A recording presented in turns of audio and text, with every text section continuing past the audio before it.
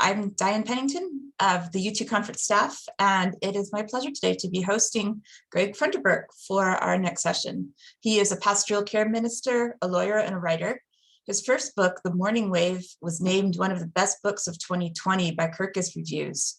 A compilation of his essays entitled Let It Be Said We've Borne It Well was published in 2021 in the midst of the pandemic. His third book, entitled The Hurdles, will be published in 2022 by Smith Hellis, and he'll be speaking to us today on Light My Way to the End of the World, relating to the Judas point of view. So with that, Greg, please go from there. Thank you. Thank you, Diane. And I'll got some slides here, so we'll get that going.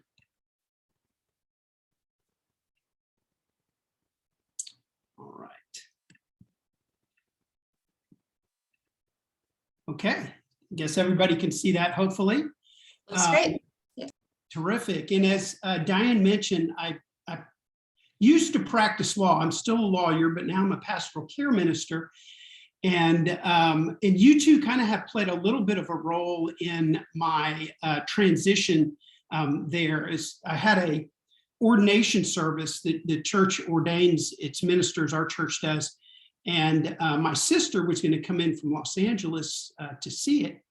And she texted me the afternoon before and said, Greg, Bono is on my flight. And I said, okay, are you sure it's Bono? And she said, yeah, it's Bono. And so I said, well, she knew I was a big U2 fan. So I said, well, get me his autograph.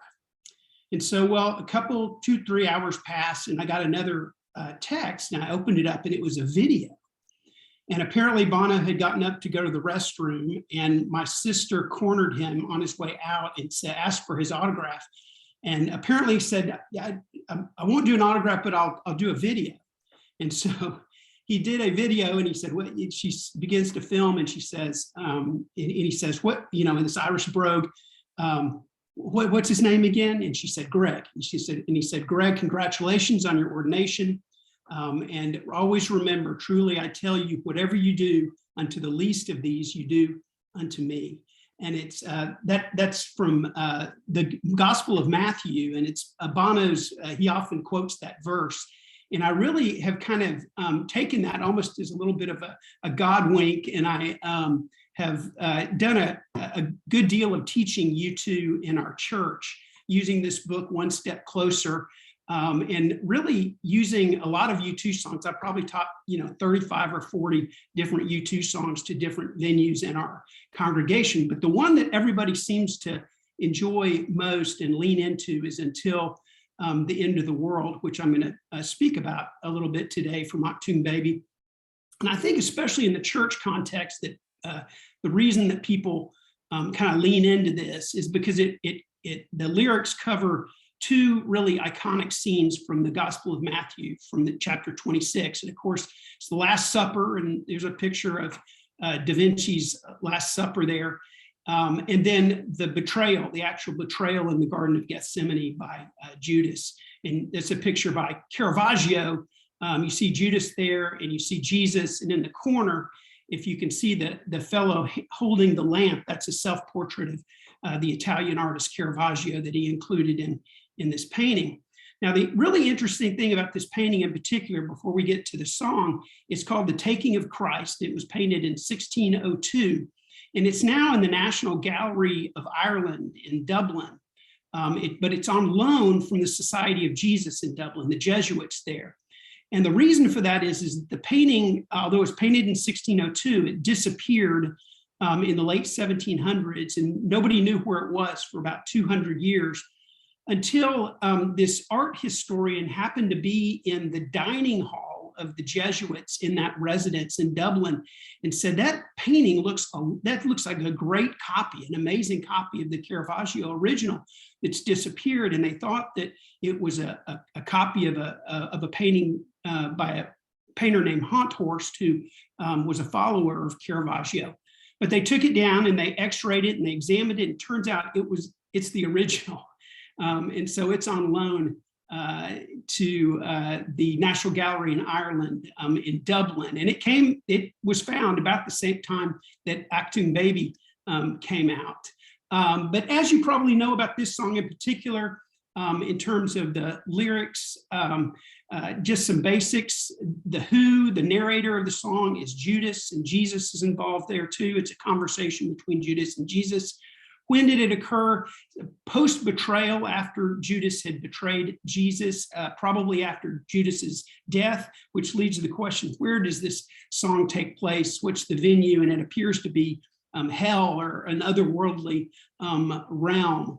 And in particular, this book that actually Diane tuned me into, called Achtung Baby by Stephen Catanzarite, refers to sort of the sonic part of this song. It begins with the wail of a banshee, a muffled funeral cadence, ushering us in to the portal of the other world. And as we listen, as we see the song in a minute, I'm going to play some concert footage. You'll see that idea. The strobe lights go off in the arena, and it's almost like you're entering the realm, another realm, the realm of the dead. Catanzarite writes, as we move further into the abyss, we pick up the fuming riff of panoramic guitar. It reveals the landscape of the damnation and of the damned. And suddenly Judas appears. Judas is there looking every bit the sophisticate, with all dressed up and no place to go. So that's sort of the beginning sonic part of the song. And I think someone's going to talk about this particular song maybe tomorrow in the sonic part of it, the musical part of it. But in terms of the lyrics, you'll see I put the gospel references on one side of the screen and the lyrics on the other, and you can see how closely they reflect one another. Last time we met was a low-lit room. We were as close together as a bride and groom. We broke the bread, we drank the wine. Just a mirror reflection of Matthew 26, the sort of language that is used when churchgoers, when congregation members take communion. Then he took the cup, and when he had given thanks, he gave it to them, saying, "Drink from it, all of you. This is my blood, the blood of the new covenant, which is poured out for many for the forgiveness of sin." And Bono picks up on that with the lyrics, everybody having a good time there at the Last Supper. And yet you, Jesus, were talking about the end of the world. And sure enough, at the end of that part of the scripture, Jesus says, "I tell you, I will not drink from this fruit of the vine from now until that day when I drink it anew with you in my Father's kingdom." This idea of sort of apocalyptic language there in that passage. "I took the money, I spiked your drink, you miss too much these days if you stop and think. You led me on with those innocent eyes, you know I love the element of surprise. We've transferred now to the Garden of Gethsemane." And again, very direct reflection of the scripture. While he was still speaking, Judas, one of the 12 disciples, arrived, and with him a large crowd. They think, 500, 600 soldiers there, armed with swords and clubs, sent from the chief priests and the elders of the people. Now the betrayer had arranged a signal with them. "The one I kiss is the man, arrest him." And going once to Jesus, Judas said, "Greetings, Rabbi," and kissed him. "In the garden, I was playing the tart. I kissed your lips and broke your heart. But you were acting like it was the end of the world." And indeed, if you go a little bit further down in the scripture, Peter tries to pull a sword and to attack one of the soldiers, one of the other disciples did. And Jesus says, "Put your sword away." He says, "Do you think I cannot call on my Father, and he will at once put at my disposal 12 legions of angels? But how then would the scriptures be fulfilled?" Again, this apocalyptic language. And that's where the song turns with Judas. Judas has been monologuing in a sense, and now Jesus steps in, and all you hear is love, love, love, repeated over and over again. The writer of these meditations writes, "Christ's words of love seem to begin to penetrate the glibness and cynicism of Judas's debonair nihilism, and he begins to make a confession." And that's where the lyrics go. "In my dream, I was drowning my sorrows, but my sorrows, they learned to swim, surrounding me, going down on me, spilling over the brim. And waves of regret, waves of joy." And again, he turns at the end and turns to Jesus and said, "But you said you'd wait until the end of the world." And indeed, at the very last words of the Gospel of Matthew are to his disciples post-resurrection. Jesus says to them, "And lo, I am with you always, even to the end of the earth." And so, again, a very direct reflection of Scripture there. Now, let's talk a little bit more about Judas and kind of see if we can get into Judas's shoes here. As you're probably familiar, Judas's name was Judas Iscariot, and Iscariot, it tells that he is of the Iscari, which is a splinter group of the Zealots. So the Zealots want to overthrow Roman oppression over Israel at this time, but the Iscari are even they're kind of the point of the spear, in a sense, of the Zealots. They're sort of even an assassination type group, very cloak and dagger, and that's who Judas is a part of. They believe if Israel would just turn back to God and throw off Roman oppression, that the Messiah would then arise and establish God's kingdom on the earth. Judas also was a Judean. He was different than all of the rest of the disciples who were Galilean.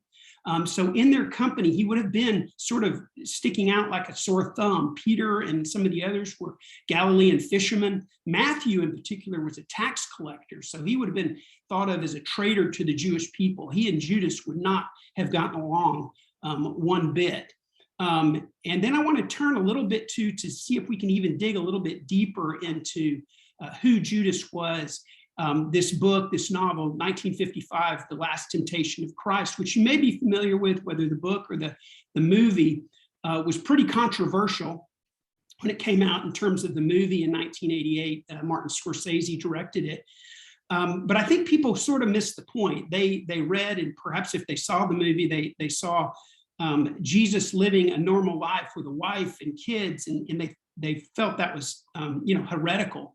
But that was sort of the whole point. The last temptation of Christ was to come down from the cross and live a normal life. And so the ending of the book is that Jesus resisted that last temptation to live a normal life and remained on the cross. But there's also a great deal of the book about the relationship between Judas and Jesus. And we encourage y'all to read this because it really does have a different take on Judas. But Cousin Zachus does follow what Judas's personality would have been if he was of the Iscari, of the zealot frame of mind. Cousin Zachus writes, Judas was uprooting the hairs from his head. He had expected a different kind of Messiah, a Messiah with a sword.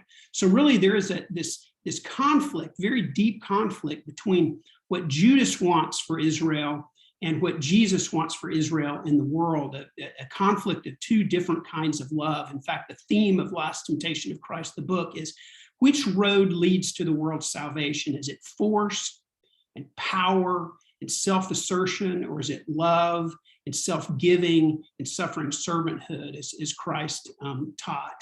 And so we see that in the movie and in the book.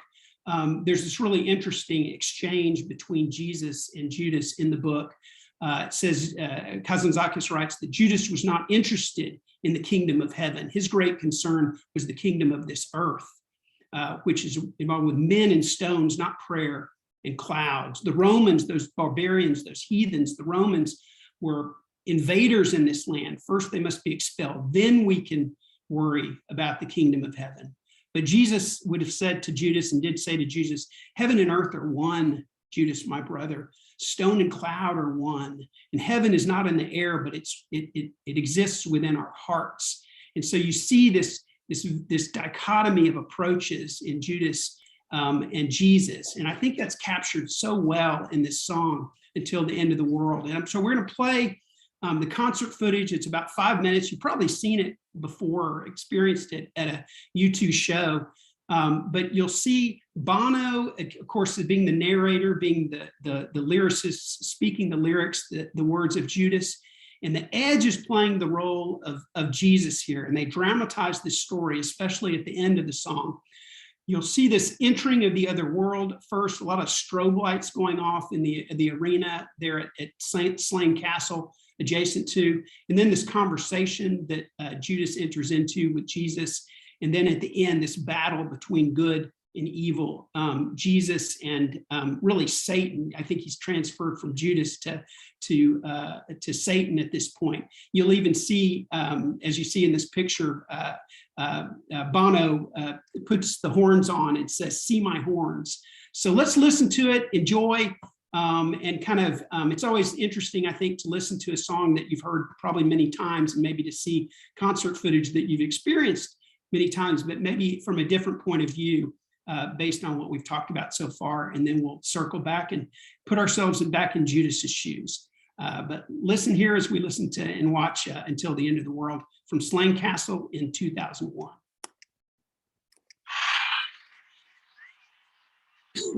Kind of the good defeating evil there at the end with Bono with the horns.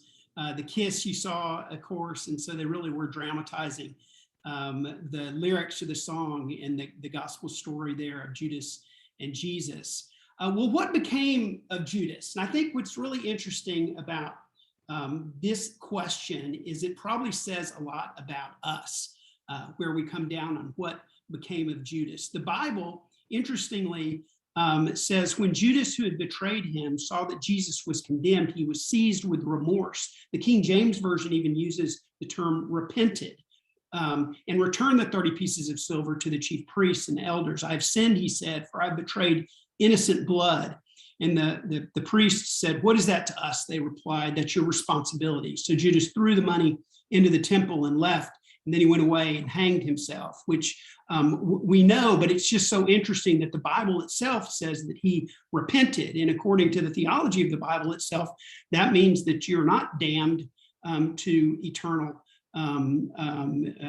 damnation. And so that's what the Bible says. However, that's not what has taken heart, I think, and solidified in the Western canon or Western civilization. And probably that's because of Dante and Dante's Inferno. He writes in the Inferno, the very end, when he and Virgil have gotten to the bottom of hell, down 3 chins distilled with bloody foam. In other words, Lucifer, Satan, the devil, is there at the bottom of hell. He has 3 mouths and he has 3 sinners in his mouth. At every mouth, his teeth, the sinner, chomped so that 3 were in this guise tormented. And Dante looks and he sees Judas. Is Judas he that has his head within and plies the feet without? I'm not sure if that means Judas's head was in Satan's mouth or his feet were, but it's not good either way. Of the other 2 whose heads are under, from the murky jaw who hangs is Brutus, lo, how he doth writhe and speaks not. The other Cassius that appears so large in limbs. So Dante puts Brutus and Cassius who betrayed Caesar along with Judas. 3 who betrayed their benefactors. That's what Dante says about it.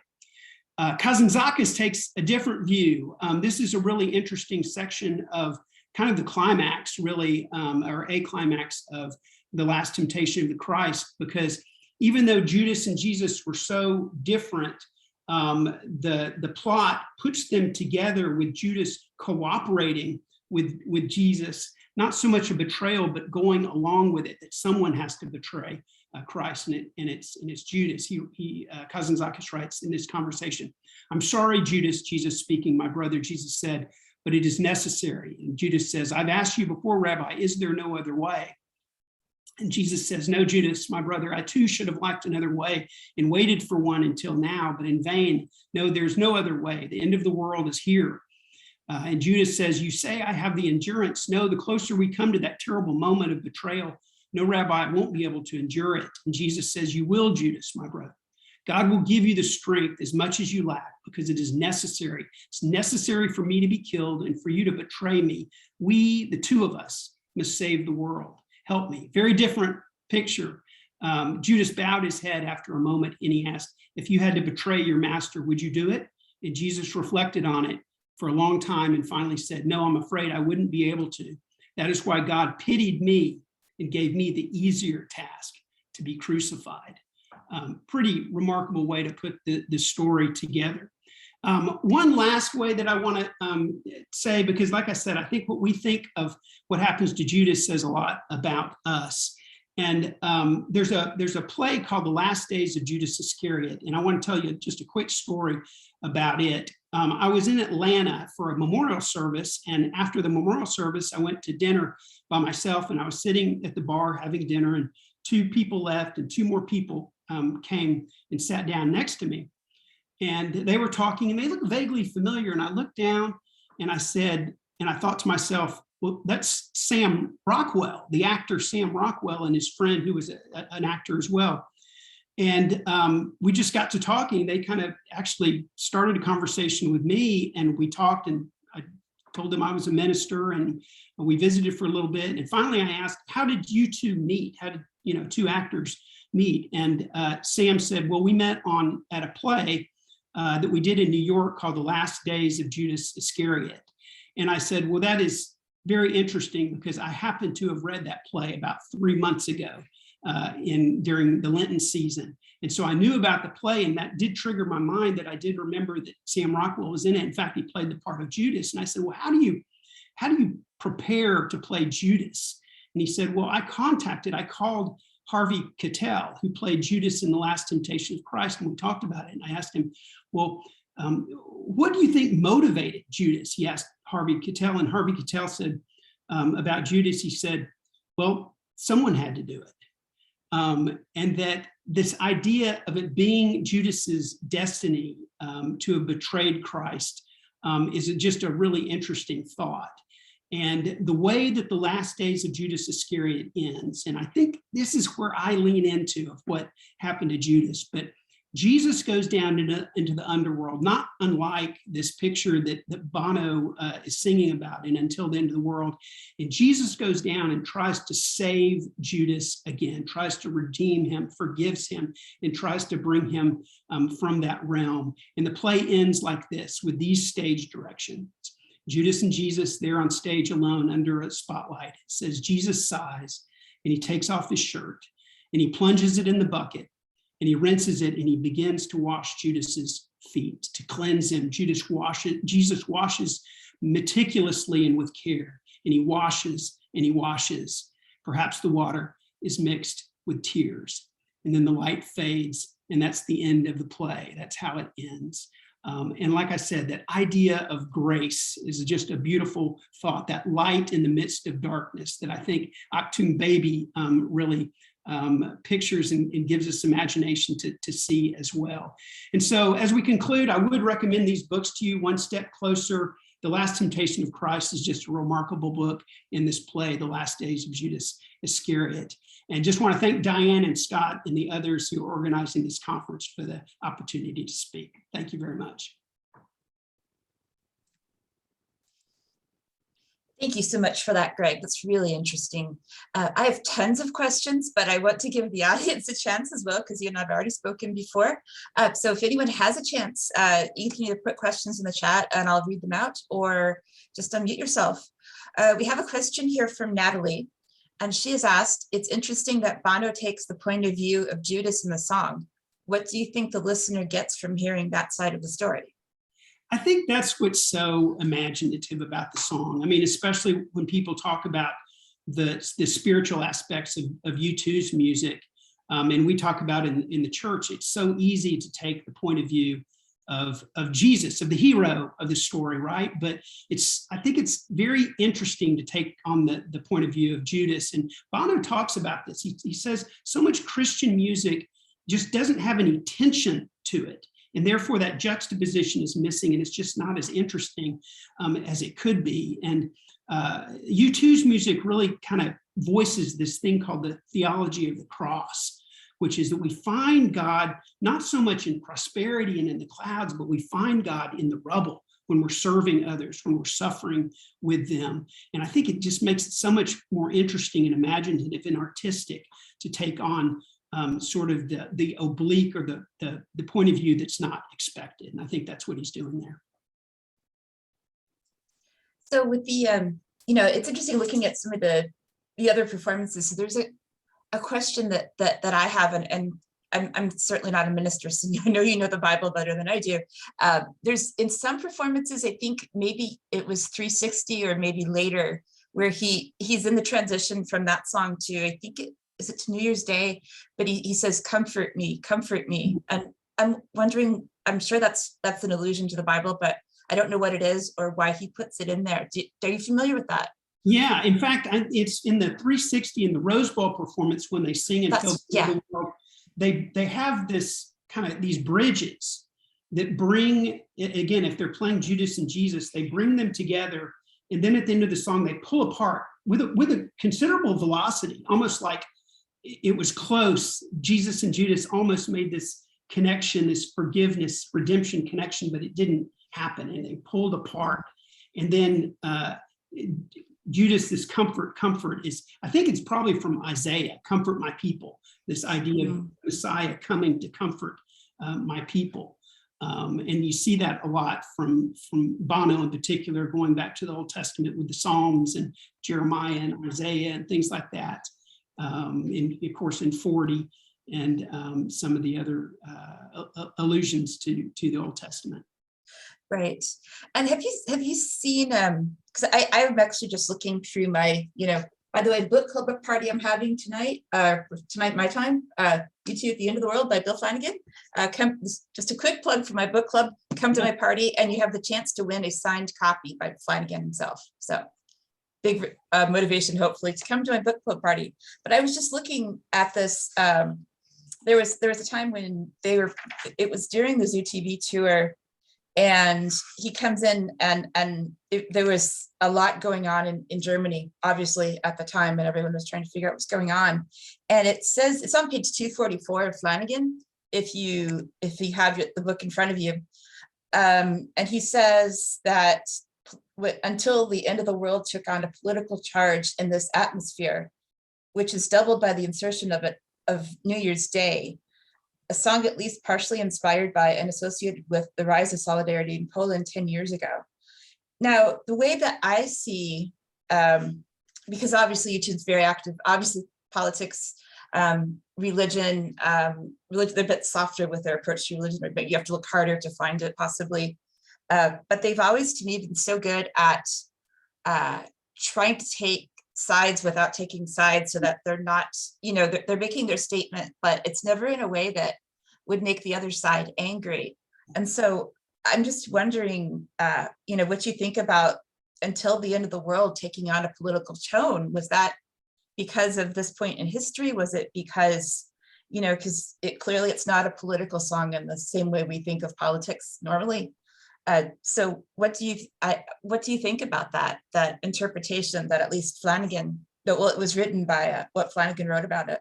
What do you take? Yeah, and I saw also on the program tomorrow, there's, or maybe later today, but another interpretation of the song from the Wim Wenders film. So I think that's what's so cool about YouTube's music, is that it just depends on, from what position you're looking at it. I look at it from a spiritual position. I see lots that maybe other people don't see. Other people look at it from a political standpoint, and they see so much there. And you're right. I mean, they try to transcend the political divide. And I think in particular, this song, I guess what I get out of it also is that, we're all sinners. And at the end of the last days of Judas Iscariot, there's a part where a man comes in and he talks about sin in his life along with Judas. And you just see that connection of, okay, we can say Judas is the worst person in the world because he betrayed Christ, but we betray things all the time. We betray the people that we love. We betray our own heart. We betray, our principles in politics a lot. And I think this song points us toward that, as well as just to kind of approach it with a little bit more humility. We look at Judas and he's kind of sneering through this song almost, and we see that sort of arrogance, and we don't want to be like that, I think, too. So I think humility is a part of it too. So there is, even though he's taking this sort of evil betrayal side, there's also a lesson in it as well for us, isn't there? And there's even sympathy. I mean, I think what's so interesting is you pity, the situation that Judas is in as well. And it's so funny too, you mentioned about, does it mean this, does it mean that? I read somewhere where Larry Mullen was he kind of gets upset with Bono for telling what the songs are about. Because he wants to say, look, we bring ourselves to art when we experience it, and it means something different for everyone, and that's what it's supposed to be. Sometimes you take the imagination from a person if you say, well, this is what it's about. This is it's better to be like we're doing right now, to dialogue. It could mean this, it could mean that. That's beautiful, I think. My friend Ingen Reisland is here, and I know she's quite camera shy, unfortunately, but we're presenting together tomorrow on the themes of trauma and hope in a few of the songs of the album. But one of the things that Ingen wrote about in her master's thesis, and we have a concast about this on our YouTube channel, if for those of you who haven't seen it already, where she talks a lot in her thesis about the difference between meaning and significance, so that it might have been written with potentially a meaning, at least in Bono's mind when he wrote the lyrics, even as complex as I know those can be. But then the songs change significance over time based on what's going on. So, Sunday Bloody Sunday, after the Enniskillen bombings, is one example of, it got really, really charged that day, obviously, because of their, emotional response to what happened. And there's lots of cases where she points this out, that over time they go back and perform their older songs and they change. My favorite example is All That You Can't Leave Behind after September the 11th. For me, for a lot of us, I think as fans, that was a transcendental moment in a way. I was going to say, my favorite one before you ask me is that, Where the Streets Have No Name played at the Super Bowl. I think Time Magazine said, yes, exactly. This didn't really mean, it was profound. We don't really know what it means, but it seems profound. And it's exactly what U2 is made to do, is these soaring moments, these poignant moments. And sometimes you can't even quite put them into words. But I'm sorry. No, this is your session. I'm just having a good time. But I remember when I went to the 30th anniversary Joshua Tree tour, and actually got to go to it here in Dublin, benefit of living on the side of the pond, was that there was one of the t-shirts that, and those of you who went to the Joshua Tree tour or have seen the merchandise might remember, they had for sale. On the front of the t-shirt, it said 1987, I want to run. On the back of the t-shirt, it said 2017, I want to hide. That's great. So, a lot of that was somewhat political. I don't know exactly what they were thinking again, but the issue of that being in the Trump era, how outspoken they were about Trump and what he was doing, and their performance of Exit and that tour and so on, was something that I've explored in last year's conference in my presentation. We have another conference question here. So from Ingen, she says, as I see it, there is a lot of trauma in these lyrics. Line 13, I kissed your lips and broke your heart. And line 2, 15 to 16, in my dream, I was drowning the sorrows, but my sorrows, they'd learned to swim. How do you view trauma and hope here? And could grace heal trauma? I think grace is, I don't know if I'd say the only thing that heals trauma, but it is. It's, sometimes forgiving yourself or forgiving others. And, like going back to another quote of Bono, he said that the universe is set up, very much cause and effect, karma, right? Yeah. You do something bad is liable to happen to you. And I think there's obviously some truth to that. And yet grace interrupts karma. Grace is brought in when we have grace for another person, or someone has grace for us when we've done something wrong to them. It breaks that cause and effect. It breaks that. And I think that applies to trauma, whatever has injured us, whatever has broken us, that grace plays a role in healing like that. And in this song in particular, that idea of Judas breaking Jesus's heart by betrayal, and then this picture of Jesus, even in the midst of this, as these other artists express in their books and plays and songs, that there's still forgiveness. God's grace overcomes every sin, not every sin that's not just super horrible, all brokenness, all sin. That's the picture of the cross. That's the theology of the cross. Absolutely. David, do you have your hand raised? Hi. Hi, great background. Oh, thanks. Not terribly original. Greg, excellent talk. Love this aspect. Until the End of the World is always such a thoughtful song when they do it live. It's how they reimagine it. I'm curious your interpretation with the Innocence and Experience or Experience in Innocence tour near the end, where Bono is actually spitting on Edge with the water, which when I first saw it, I thought, well, that's a very clever, camera trick and so on, where, he's thanks to the cameraman and being able to the barricade and so on. But I'm curious, is there something symbolic there? Because when I first saw it, I thought of water and cleansing, but on the other hand, it's not Jesus spitting on Judas, it's Judas spitting on Jesus. So it seems a very spiteful sort of thing. And of course, Bono says, I'm sorry, Edge, I'm sorry, I'm not sorry. So I'm curious, do you sort of see anything with respect to that action, or is it just theater? Yeah, I don't know, but I think that's really interesting, and I think that kind of promotes this idea of what do we see in these these things, and are we wrong? It doesn't matter. We're going to talk about it and dialogue about it, and I think that's great. You could say that there's this just contempt that Judas might have had for Jesus, that idea of spitting and spatting and all that. But there's also this notion of baptism.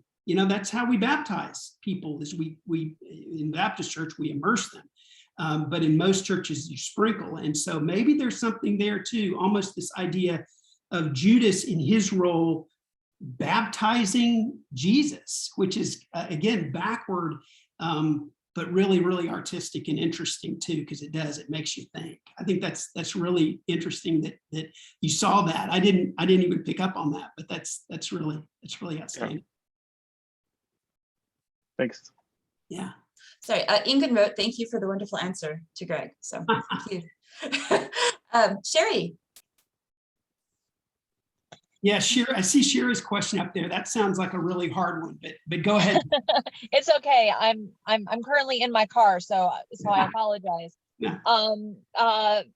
After I had my daughter submit that question, you said something that struck me with the conversation about Bono taking Judas's perspective, the perspective of the betrayer, and that elsewhere in Achtung Baby, like in Love is Blindness or So Cruel, it sounds like that's also from the perspective of the betrayer, not the betrayee. So I just made that little connection as I'm tootling around town today. But I getting back to your presentation, it just struck me that if the debate about free will, if we have free will, but yet we are a part of God's greater plan, without Judas doing what he did, there would be no redemption story. Don't know how Jesus ended up on the cross, but without Judas is critical to the redemption of the entire planet. So, taking that into perspective, I kind of see a little bit of Bono's megalomania, because without Bono, that kind of relationship, it just seems like there's more to it. So I know that you had said that my initial question was kind of a hard one to answer, but I would just love, maybe a higher level thought on the importance of Judas with Jesus, because without him, there would be no everything else. Yeah. And I think Diane pointed me to this too. I think there's a quote from Edge in this Flanagan book where he says, "Where would we be without Judas?" And I think even, maybe you could say, well, the story could have been different. There could have been some other betrayal or whatever. But I think Judas is so symbolic of us, that that we are in that role too. I mean, the theology of the Bible teaches that we're all sinners and we're all broken. And you mentioned again from Judas's point of view that that Bono, who's often claimed to say that he has a Messiah complex, I think is interesting in that he takes Judas's point of view here and just feels like the brokenness is more interesting to sing about and to write about as an artist than I think Stuart in an earlier session said the squeaky cleans, right? But in terms of free will, and that's a tough one. I mean, I as a lawyer, as a minister, as I hope a thinking person that listens to all sorts of neurology and how our consciousness works.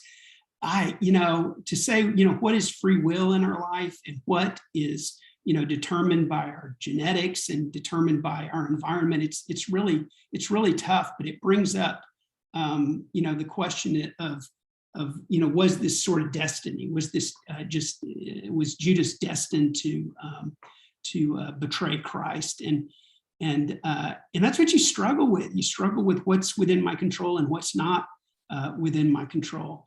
But yeah, that's Sherry, that's a tough one. I think that one's even above my pay grade to be able to sort out free will and destiny. And I hope just raising it and talking about it a little bit, it was enlightening, but that is a tough one. Yeah, I agree. We have time for maybe one more question.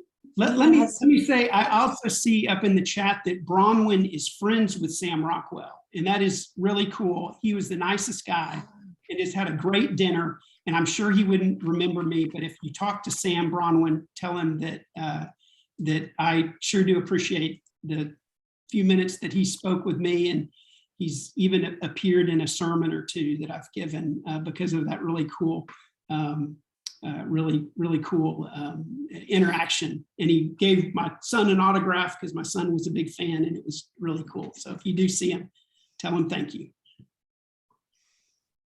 My final question is, why didn't we get to see the video of Bono that your wife took? Oh, it's lost to time. I switched. I would have, I'm like, every once in a while I go, I can't believe I don't have that anymore. And so I text or I send a note to the people that I must have sent it to and said, do you have it? Do you have it? Because when I changed phones, for some reason it disappeared. And I even have a sermon to say, because I mean, it's not out of the realm of possibility, at least, people say when I tell them the stories that, oh, come on, it wasn't Bono. But and so there's this idea of doubt in your mind too, and how do we wrestle with doubt and that sort of thing too. But I would have played it if I had it, but I don't have it anymore. Hopefully I'll discover it floating around in the cloud sometime. But it was really cool. Like I said, it was sort of a God winking at you as you're changing your life from being a lawyer to a minister. And then your sister runs into Bono on a flight to Houston to see your ordination. And he quotes, his favorite verse. It was really, really extraordinary experience. Thank you so much again. And I hope you can stick around for the rest of the conference.